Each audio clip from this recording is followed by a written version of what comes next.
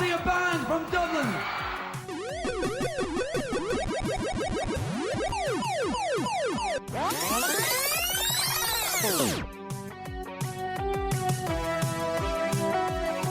Where were you when you earnestly started your working career? What was happening in your world, in your country, in your community? And how did this shape you? And what expectations did you have of your life because of when, where, and into which community you were born?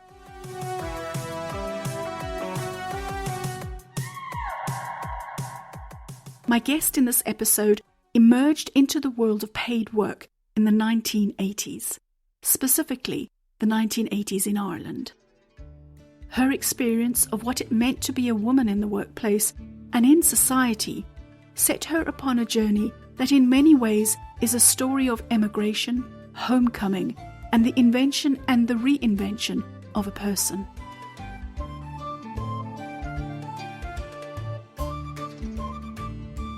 So my name is Brenda McGuirk. I live in a lovely little seaside town called Bray in Ireland.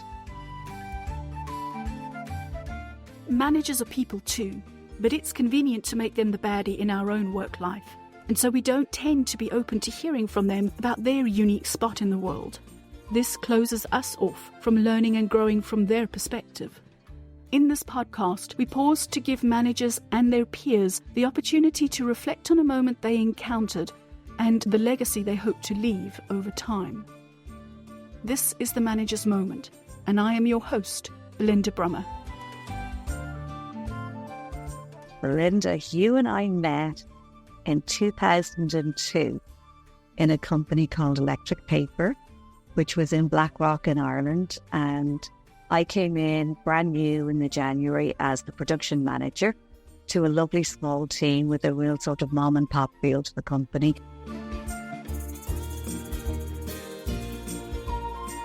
This is the first part of a two-part episode.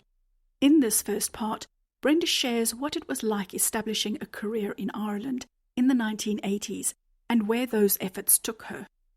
She talks about managing high-performance teams and after over 30 years of managing people, why she is now enjoying the freedom of not doing so. Brenda has managed, among many other things, different instances of change. In our conversation, she looks at a particular change process she managed, and along the way sheds light on how to change a process or team that wants to change itself, and the manager's role in facilitating an environment that enables and secures behavioural change.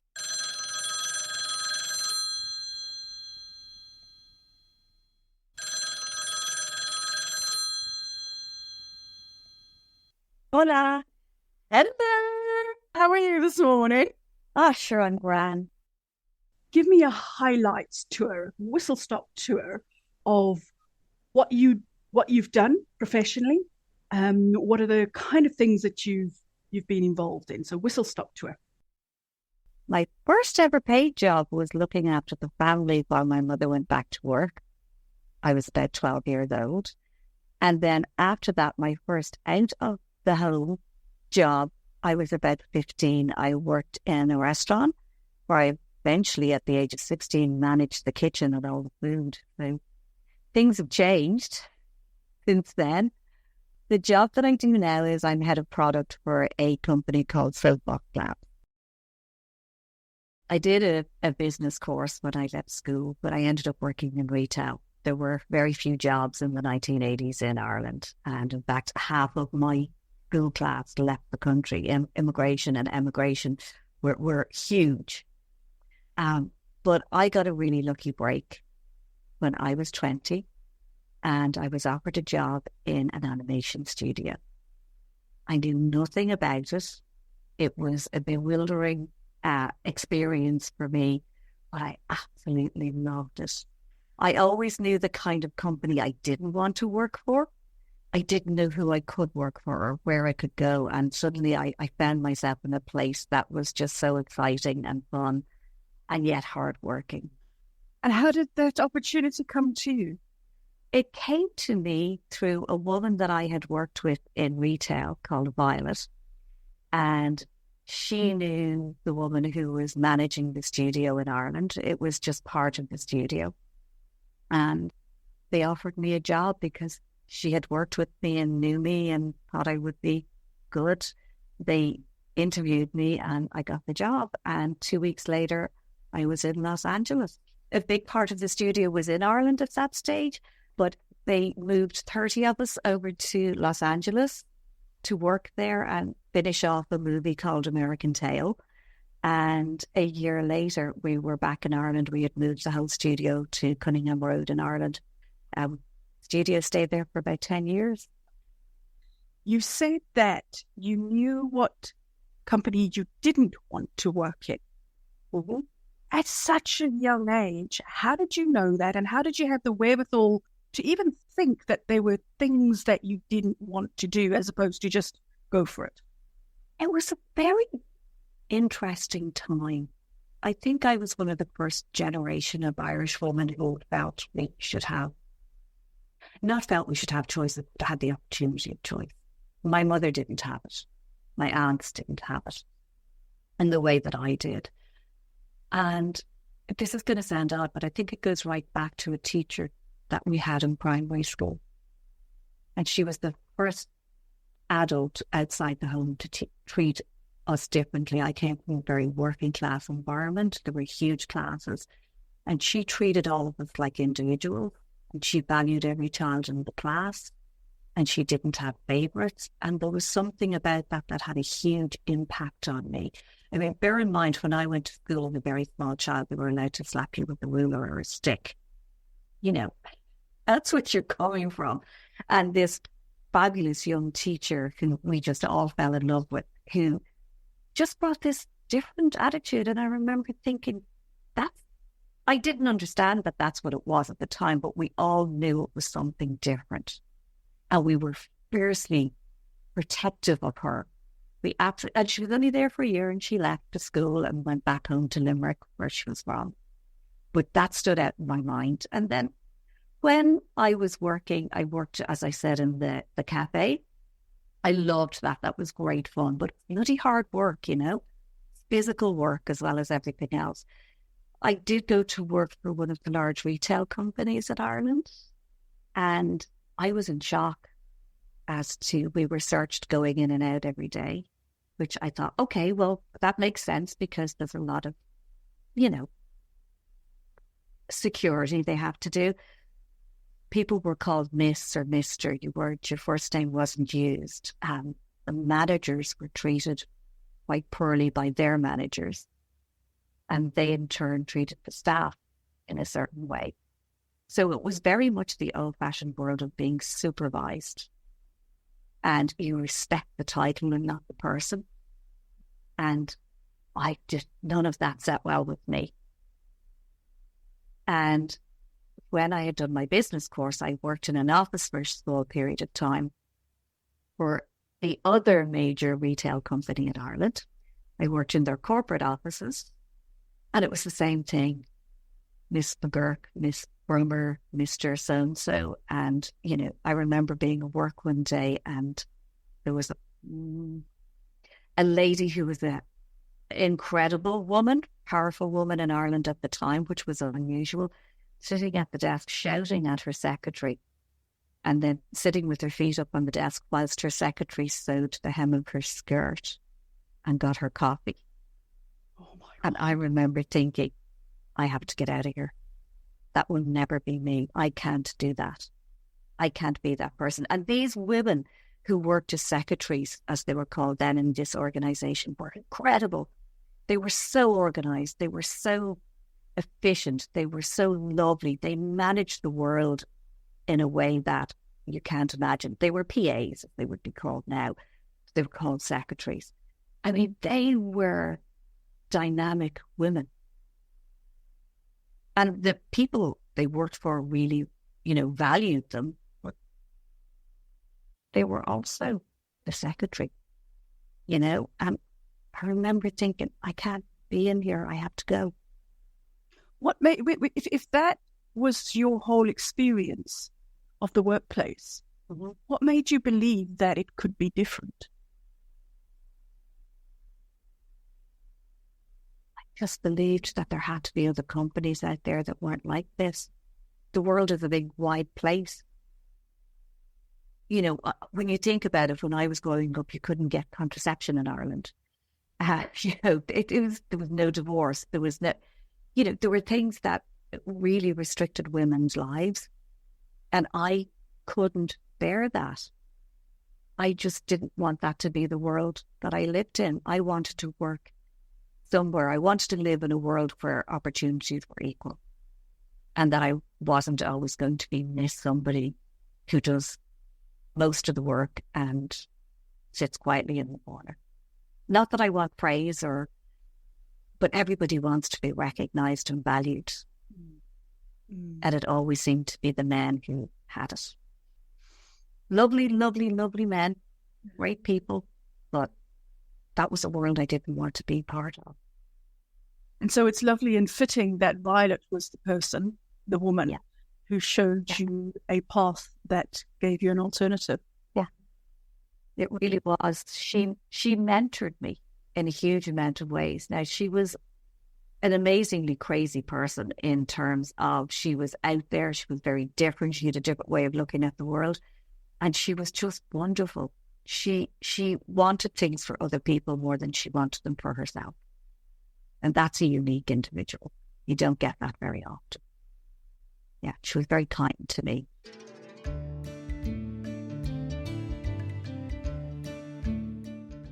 Brenda found herself back in the US, this time in Phoenix, Arizona, with 21st Century Fox, working in the first digital animation studio in the world. She set up a team there, eventually managing a department of over 200 highly talented and creative people. Time moved on, and she eventually heeded the call to return to Ireland. Upon her return, she established herself in the educational technology sector in production, program, and product management. In the years that followed her return to Ireland, one of the roles she had was made redundant, and I picked up our conversation here. You said something else, right? You said I was lucky to get redundancy for a second time.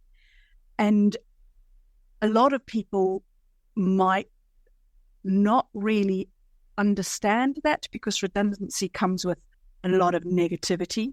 It is something that is done to people. And yet you link this word opportunity to redundancy. What do you mean by that?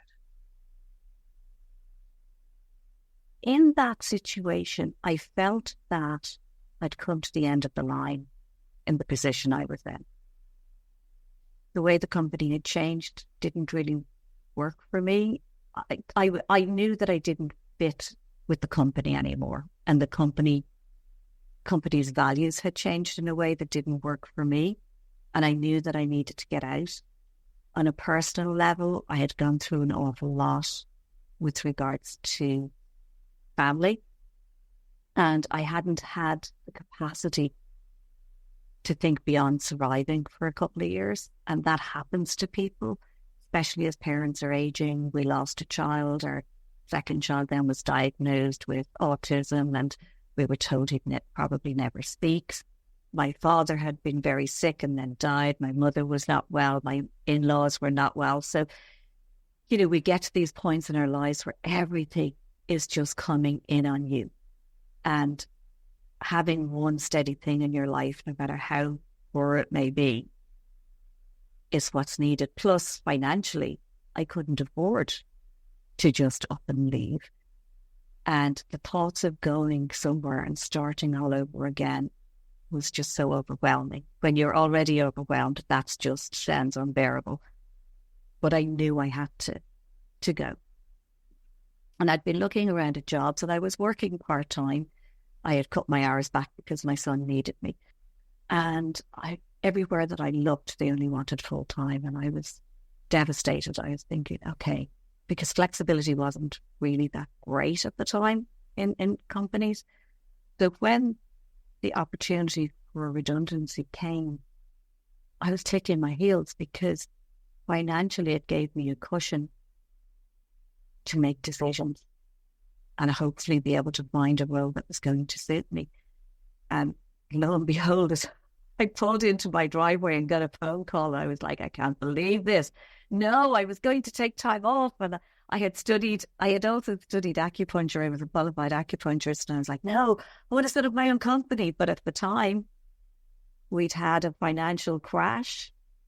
The bottom had fallen out of the world in terms of, it was a huge recession. It was not a time to be setting up a company where people see spending money as a luxury. So, it meant that I was able to take this other job at a lesser salary because I had the financial cushion, and it was part-time. And it was just, things fell together for me in a way that I just would be eternally grateful for, because at that stage I needed it so much. And I just think, had the redundancy not come, how much longer would I have stayed in something that was unhealthy for me? I don't know the answer to that, but I know I would have stayed for as long as I had to. Because you had stayed. Yeah.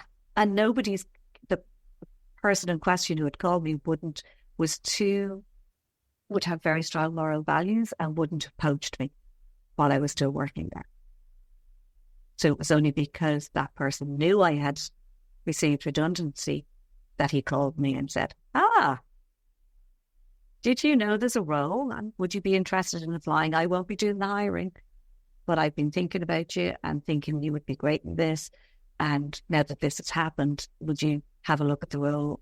It's out of my hands once you apply for it. So good people seem to attract good people, because you have Violet, you have this individual, you have this, opportunity. Because you had every reason not to be positive about that redundancy. What you've just kind of talked about, what was going on for you and in the world, and yet you have a mindset that turns this into an opportunity. And what flows from living a life like that is somebody calls you within 24 hours and says, I have something for you. It was amazing.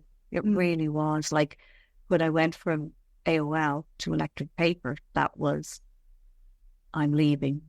And again, would you be interested? I'm not hiring, but I think this would really suit you. And in each case, the people who approached me, and when I moved from Trinity, equally, that was would you be interested? But in each case, it wasn't just that they were interested in me, but that they could see a situation where it needed me and I would be good for it, or it would be good for me, if that makes sense, that happened. So yeah, no, I do consider myself to be extremely lucky, because there are good people who work hard all their lives and don't get breaks. And I got breaks when I needed them. And all I know is, and the one thing I say to everybody who's younger than me, even if you're going through a hard time, is the only thing I know is I've had to reinvent myself so many times in life. I opened a digital department in the first ever purpose-built digital studio in the world, knowing nothing. I mean, I relied on a guy called Liam to save my butt through that whole thing. And I always would say it. Had he not been there, I don't know what I'd have done. I mean, I'm a quick learner, and I learned quickly, and it wasn't as difficult as it looked. But, I wasn't there because I knew how to do the digital stuff. I was there because I knew how to set up a team.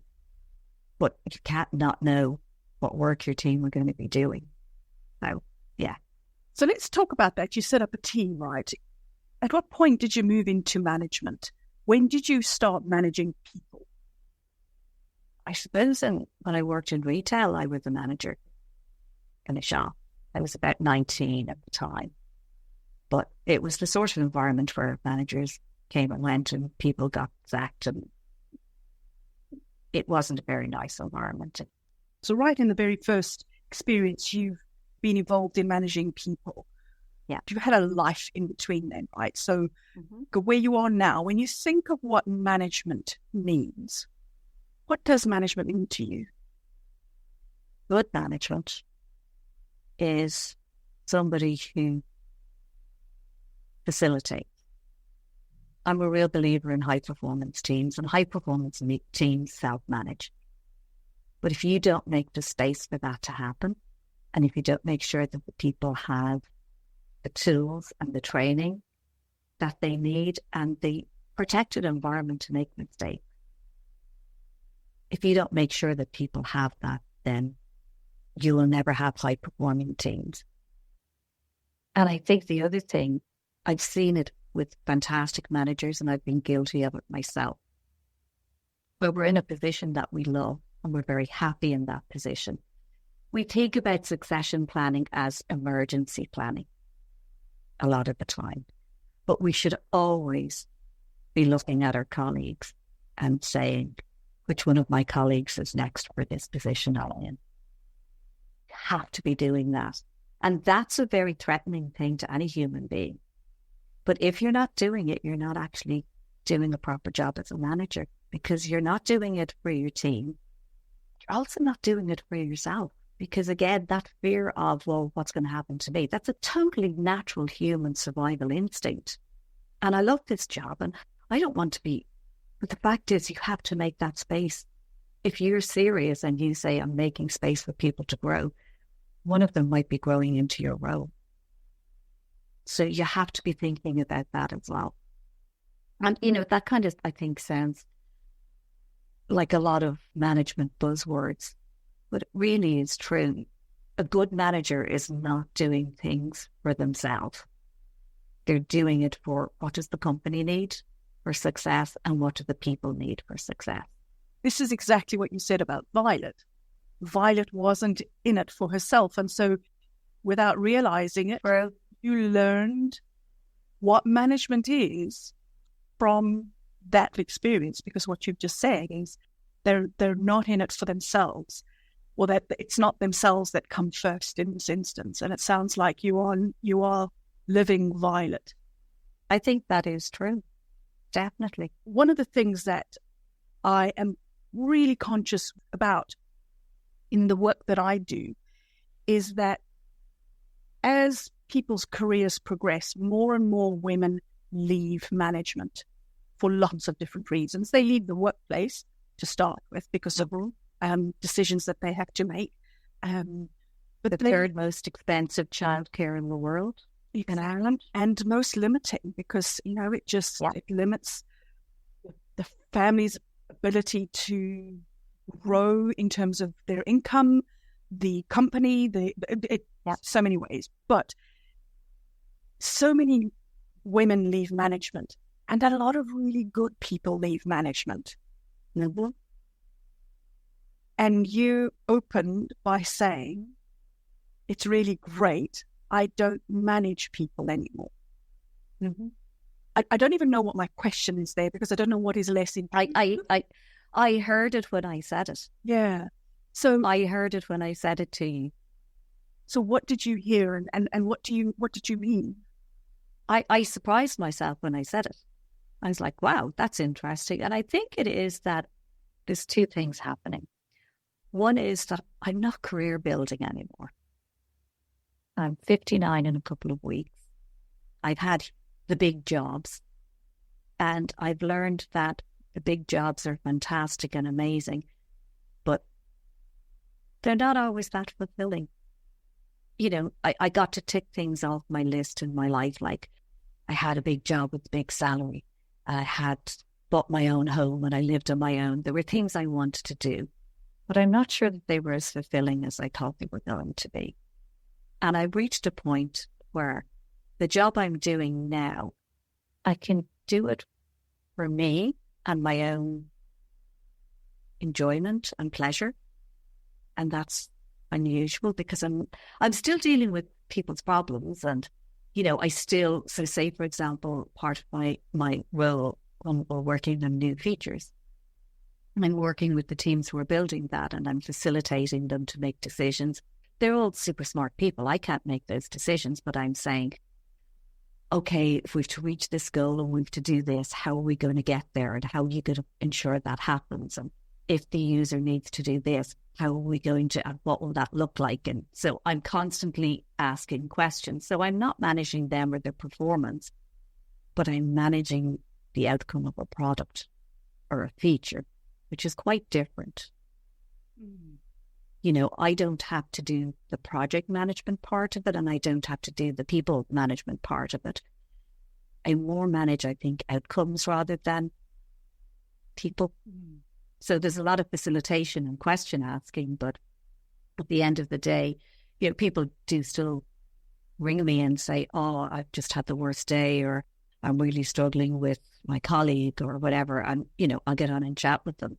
And that's lovely. And I like that, but I don't feel responsible for it. And that's the difference. There's a freedom in that I never had before and didn't realize could be really nice. So I suppose I'm at a point now where I have a role that's very fulfilling. It's a senior enough role that I have influence and I can negotiate things within the organization and influence decisions. But I'm doing it without directly managing people for the first time. There's a lot of freedom in that. So I'm technically a manager, but not a people manager. In the context of what you've said around people should self-manage, but you can kind of just say that managing people, there's a huge amount of responsibility with that. And so after a career, freedom to not have that responsibility. Yeah. And I think it's also because that's the kind of person I am. I am a bit of a caretaker. So when I'm managing people, I think I take on too much responsibility for other people. And I don't think that's a healthy thing for me or for them. You know, I've definitely learned that you can't do it for other people. And drawing the line where facilitation stops and sort of doing something for another person, it becomes actually disabling for them. Have you noticed if there are any themes that kind of keep coming up that actually, as you step back, you can see that it's a thread of things that you pay attention to as a result of them keep coming up? I think for me, I'm always the one who's thinking a year ahead or 2 years ahead and thinking, what should we be thinking about? What should we be planning? What can we change? What can we improve? So, you know, that the whole thing of change is the only constant. I actually like that. You know, I'm a furniture mover. I am always thinking about how something can be better the next time. And not change for the sake of change, but better in that. And it's not always about efficiencies or cost savings. It's about, would that make people's lives easier? Will they be happier? Will we get a better outcome? You know, so constantly looking ahead at if we automated something or if we moved the teams around or if we do, you know, but yet you can't impose your ideas because you might be wrong. So trying to then step back and say, what are the questions I need to ask so that a team or a process will want to change itself and we'll see the benefit of that. A process or a team that will want to change itself. Yeah.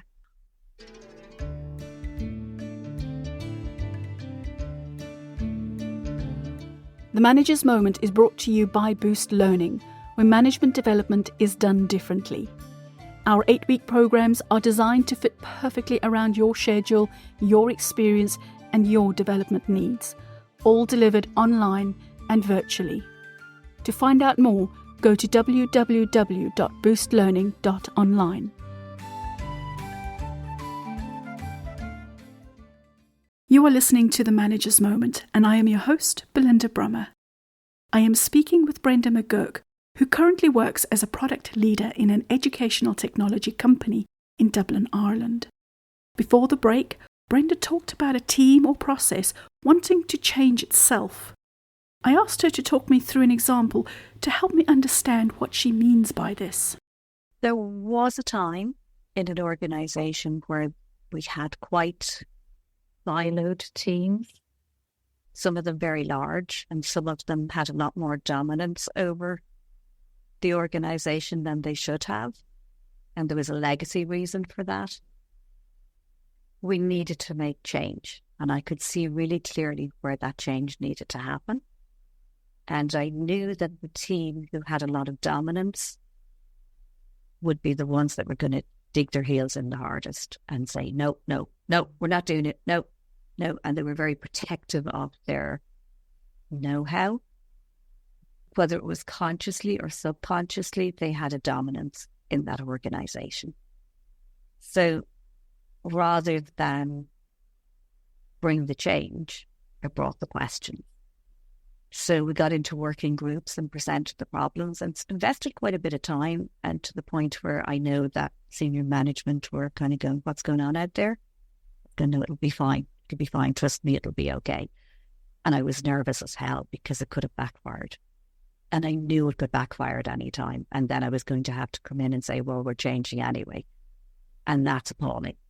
So got into the working groups, outlined the challenges. In fact, got the groups to articulate what the problems were and what the challenges were and where the problems were. Got them to think about how we might solve the problems, and the change happened. We changed the teams, we changed the team setups, we changed how people interacted with each other, and we even changed where people sat. Sorry, where people sat? Yeah. As basic as that? Yeah. Because where people were sitting at the time, because we were all in the office, actually helped with that siloing and lack of dynamism across the team. And the change that we arrived at was 90% what I had thought of months earlier. But people felt empowered. They felt they owned the change, and the change was pretty painful. Even the team that was more dominant? They were the most vocal during the process. So I think that they felt that they had driven the process maybe more than other people had. And that kind of suited it fulfilled a need for them. We had gone from creating a very waterfall approach to huge juggernaut type product that we were producing at the time. And waterfall is a methodology of project management. And so it suited that because we knew what we needed to build. It was very prescriptive. We knew how to do it. We had been following this process for years. Everyone knew their role in that. We were coming towards the end of that. We were going towards creating much smaller, customer-focused, bespoke work with a smaller team. And so we were going to have to be more dynamic. We were going to have to be more interactive across teams and work in a more agile way. So rather than come in and say, we're doing these kind of projects now and you're all going to have to change, it was, okay, this is where we've been and this is where we need to get to. How are we going to get there with what we have? Because it was a reduced team also. And so with that context and saying, what problems have we been experiencing?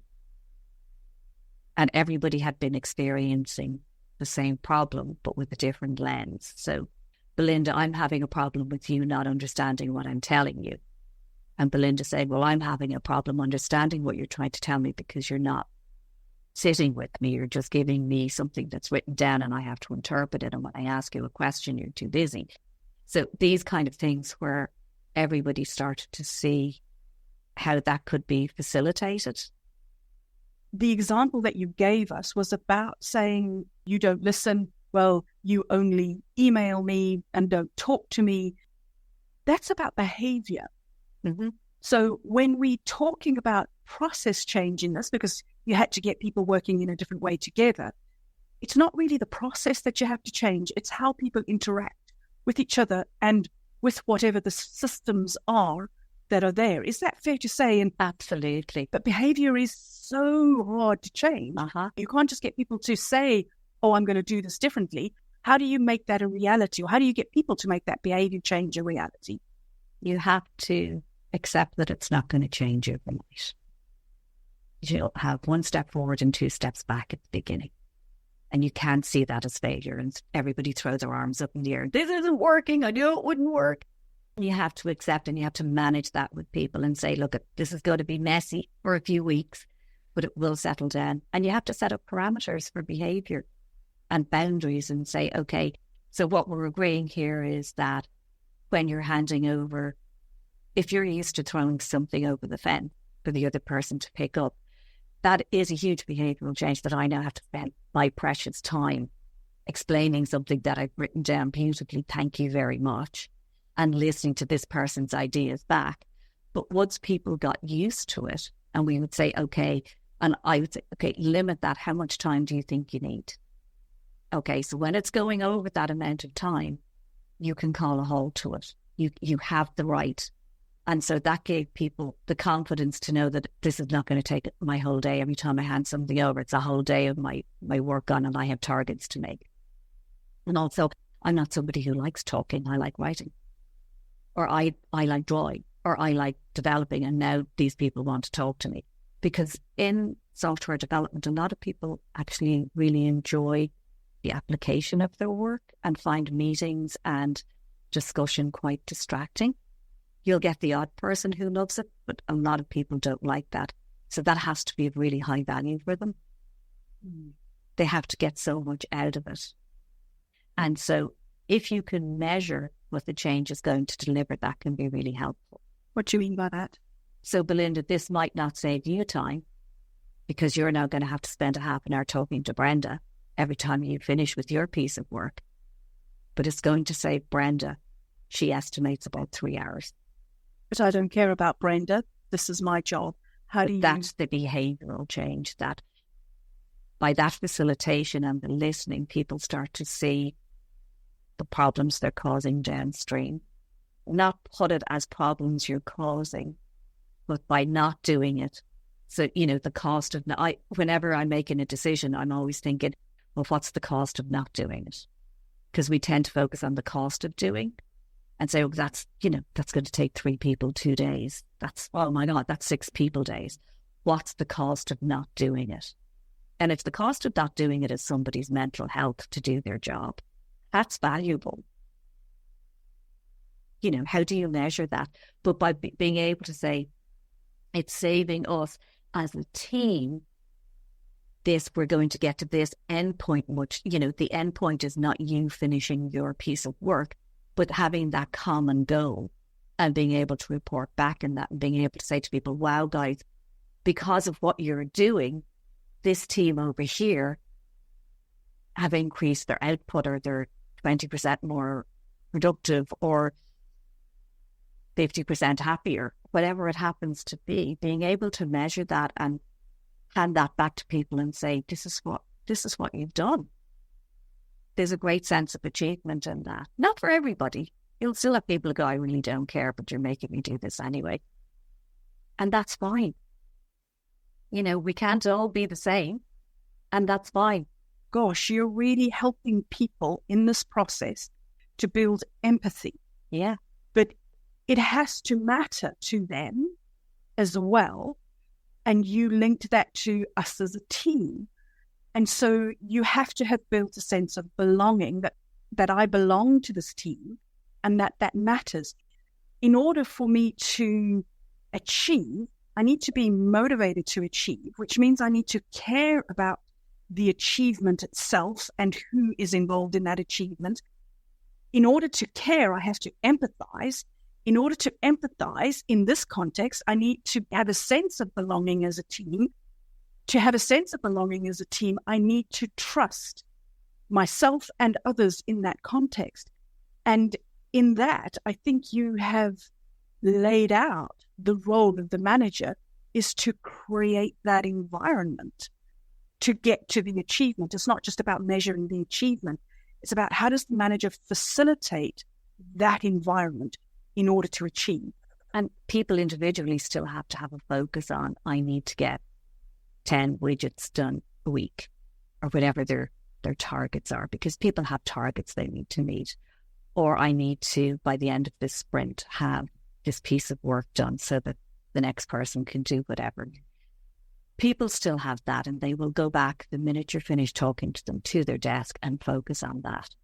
But by reporting on the overall goal and putting the focus on that in terms of how we view achievement, rather than saying, oh, Belinda, you did 10 this week, super.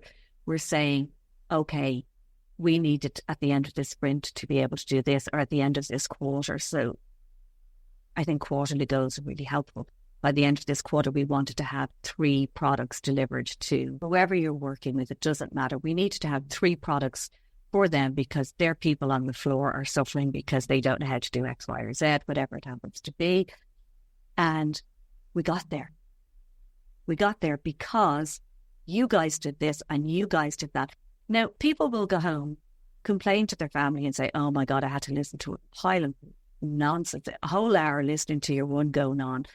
And, you know, I knew all along that if I just made this change and it's really helping these people, it doesn't matter how people present that or how they internalize it or how they see it. That doesn't matter.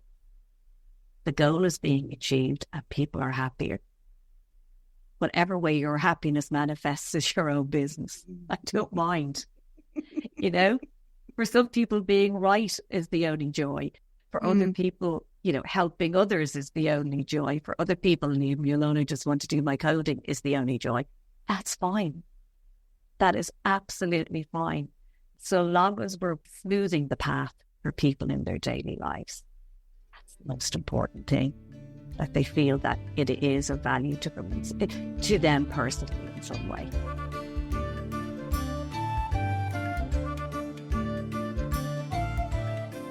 We've come to the end of part 1 of my conversation with Brenda.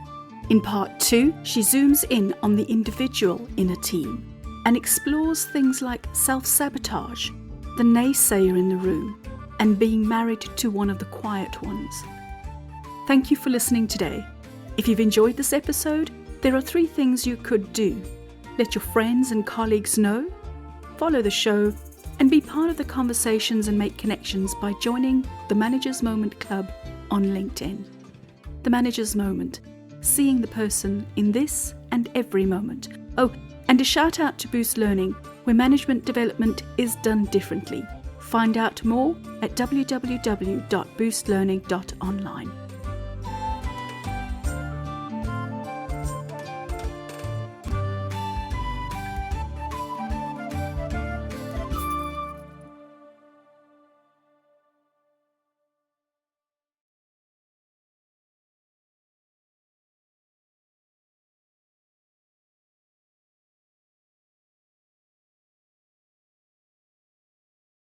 Brenda zooms in on the individual in a team and explores things like self-sabotage, the naysayer in the room, and being married to one of the quiet ones. Thank you for listening today.